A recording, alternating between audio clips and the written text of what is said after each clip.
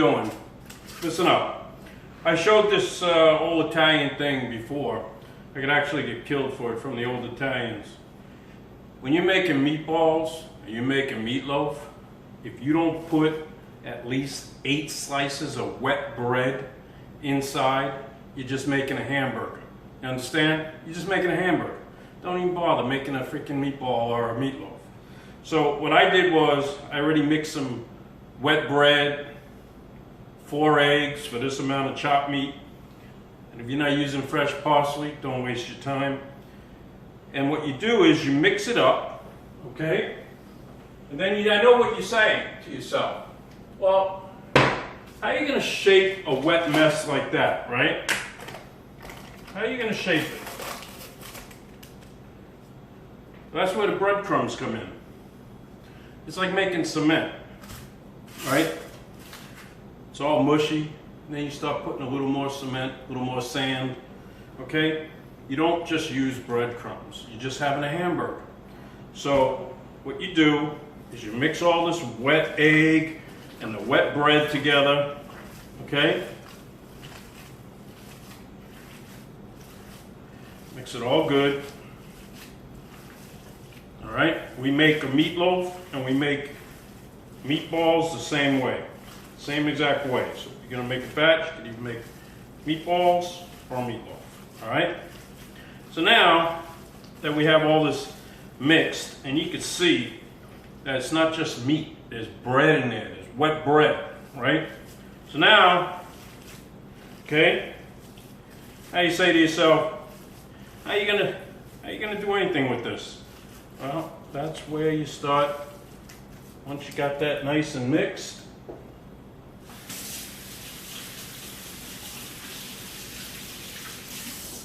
now you start throwing in your breadcrumbs.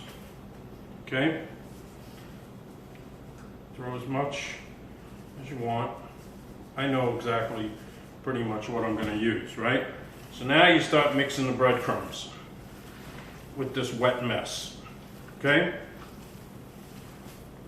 You can't really screw this up if you go slow with the breadcrumbs. I mean, you really can't.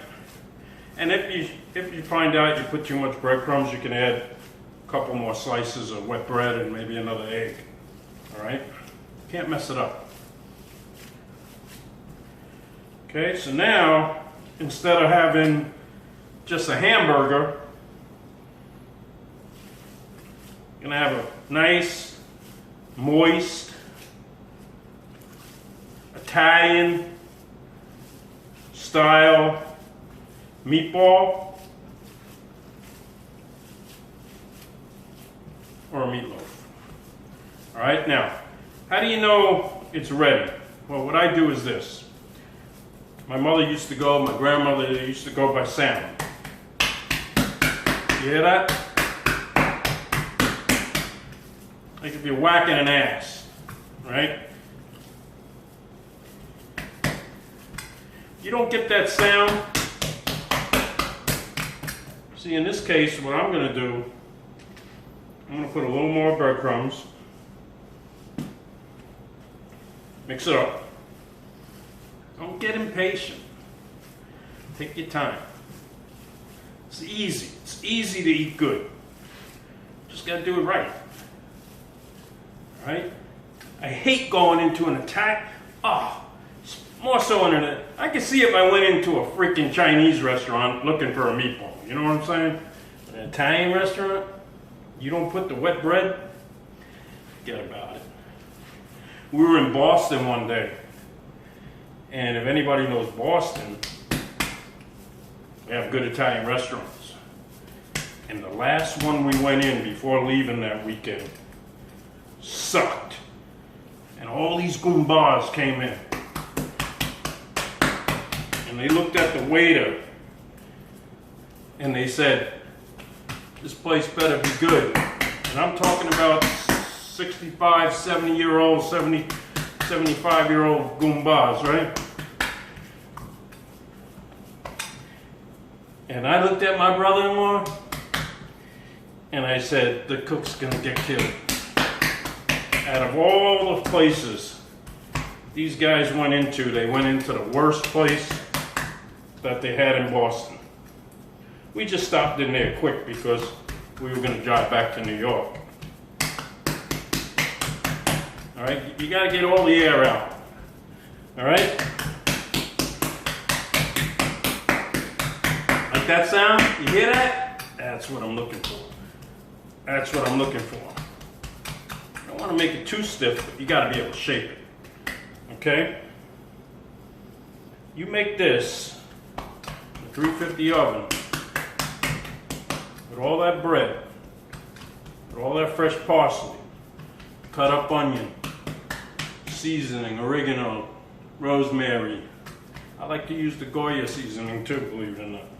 Yeah. Well, I was married to a Latin for a long time.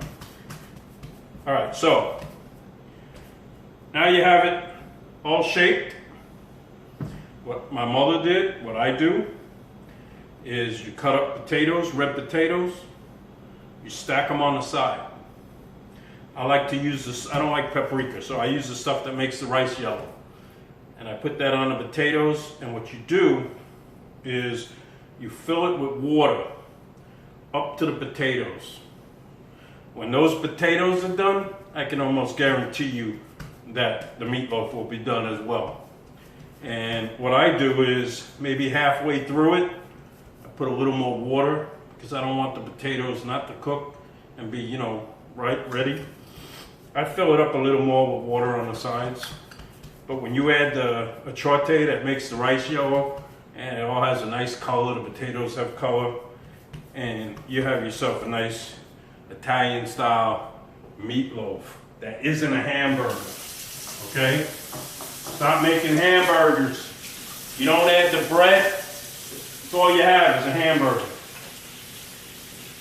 All right, so I hope you guys appreciate this tip,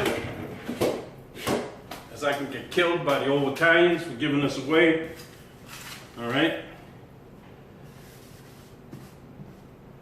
happy cooking.